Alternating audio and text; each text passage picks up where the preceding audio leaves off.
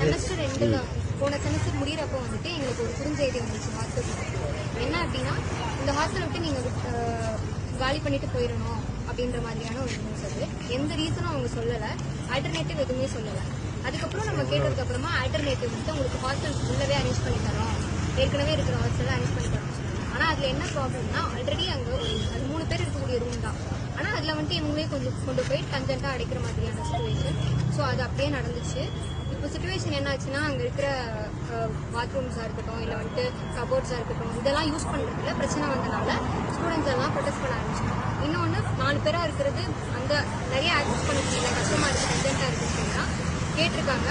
முன்னாடியே டீம் கிட்டையும் பேசியிருக்காங்க. ஆனால் எந்த ரெஸ்பான்ஸும் இல்லாதனால லாஸ்ட் இங்கே வந்து ப்ரொடெஸ்ட் பண்ணுறாங்க. ப்ரொடெஸ்ட்டில் என்ன டிமாண்ட் முக்கியமாக 2 டிமாண்ட் வச்சுருந்தாங்க.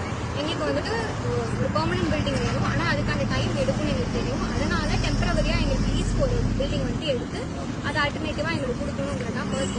செகண்ட் டிமாண்ட் வந்துட்டு மெயின்டெனன்ஸ். இத்தனை பேர் இருக்கிறனால முன்னாடி இருந்ததை விட மெயின்டெனன்ஸ் அதிகமாக இருக்கணும். அதே சமயம் எங்களுக்கு டாய்லெட் ஃபெசிலிட்டிஸாக இருக்கட்டும், இல்லை பாத்ரூமில் ஹீட்டர் ஃபெசிலிட்டிஸ், இந்த மாதிரி ஃபெசிலிட்டிஸ் எல்லாம் இன்னும் கொஞ்சம் அதிகப்படுத்தி கொடுக்கணும். க்ளீனிங்கையும் அதோட ஃப்ரீக்வன்சி இன்க்ரீஸ் பண்ணி தரணும் அப்படின்ற மாதிரி கேட்டிருக்காங்க. ஸோ அது எல்லா டிமாண்டுக்கும் வந்துட்டு பாசிட்டிவ் ரெஸ்பான்ஸ் தான் வந்துருச்சு, ஓகே சொல்லியிருக்காங்க.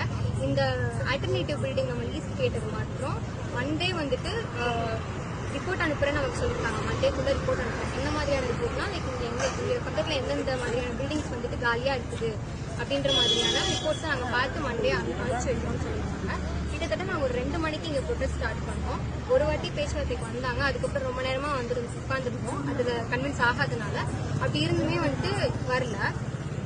அதுக்கப்புறம் ஃபர்தராக பிரச்சனையானதுக்கப்புறம் திரும்ப வந்ததுக்கப்புறம் நாங்கள் இந்த மாதிரி பண்ணித்தரோம் எல்லாமேன்ற மாதிரி ஒரு கன்வின்சிங்கான ஸ்டேட்மெண்ட் கொடுக்காம சும்மா 19 பேசிட்டு இருந்தாங்க. ஸோ ஸ்டூடெண்ட்ஸ் யாருமே கன்வின்ஸ் ஆகாதனால இப்போ கொஞ்ச நேரத்துக்கு முன்னாடி சிண்டிகேட் மெம்பர் வந்துட்டு ஓம் பிரகாஷ் இருந்தாரு.